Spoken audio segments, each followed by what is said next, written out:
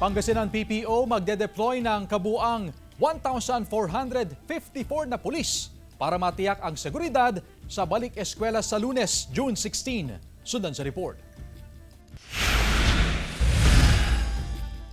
Nasa 1,454 na pulis ang ipakakalat sa iba't ibang lugar sa Pangasinan sa pagsisimula ng klase sa Lunes. Sila ang magmamando sa mga itinayong Police Assistance Desk. Magtatagal ang kanilang deployment hanggang June 27. Sa Dagupan, 85% ng kabuang pwersa ng pulisya ang i-deploy sa pagbabalik eskwela ng mga learner sa Lunes. Katumbas ito ng mahigit 100 pulis na ipakakalat sa mga paaralan at kakalsadahan sa lungsod. 2 pulis ang itatalaga sa kada paaralan. Katuwang ng mga pulis ang mga poso enforcer at mga opisyal ng barangay. Bukod sa pagkontrol sa traffic, babantayan ng mga otoridad ang seguridad ng mga mag-aaral.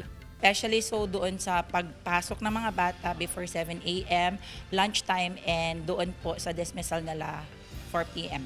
5 malalaking paaralan ang tututukan ng PNP.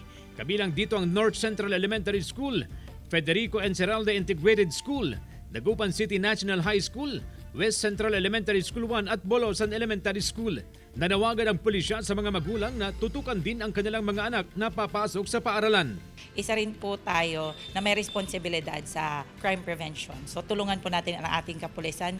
Samantala, maagang nagbabala ang Public Order and Safety Office sa mga tricycle driver na huwag maningil ng sobra sa kanilang mga pasahero sa nalalapit na pasukan. Kung ano po yung tamang pamasahe, yun lang po ang dapat yung isingilin kasi kawawa rin po kayo pag kayo na-report doon ng mga pasahero is magkakaroon po kayo ng malaking penalty po. Kasama si Daryl Peralta, CJ Torida, One North, Central Luzon.